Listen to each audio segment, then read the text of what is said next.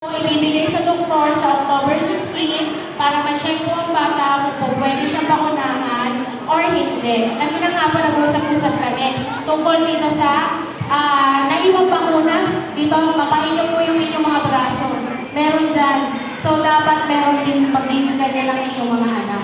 Kaya kung healthy kayo ngayon, kailangan po talaga ng bakuna ng mga bata. Ayan po. So, inaasahan po lahat na nandito ngayon ay nalinawan na sana po ay sa October 16, ready po magpapakuna ang lahat. So, sinabi rin po ni Mami kanina kung po pwede po makiyak, pumakinig ang mga magulang para sa bakuna. Hindi po, natalaw ng parents, pero sabi nga ni Ma'am, dito po sa ground, pwede kayo magantay. Or sabihan si advisor, message si advisor, Ma'am, susunod ko po yung anak ko after po papakunahan. Pwede naman po. Pero mag-aantay tayo na 15 to 30 minutes. Tama po ba? 15 to 30 minutes para sa ano natin, paghintay po, pahinga po yun para malaman natin kung merong effect po sa bata. Kasi merong bata na hindi naman naapektuhan dahil sa tulog, pero dahil kinakabahan siya, medyo lumila siya. Ayan. So, kailangan natin mag-antay ng ganong minuto. May hirapan po kasi kami kapag ang mga magulang ay nasa taas.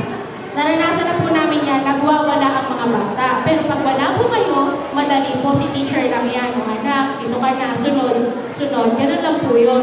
Mas madali po kasi pag wala kayo. Siyempre, alam namin baby ninyo sila. So, may hirapan po kami pag nandiyan kayo. Ayan po. Pero kung kailangan naman ng tulong ninyo, mag-chat na lang po si Mami, si Daddy, para po pumunta po kayo para sa bakuna.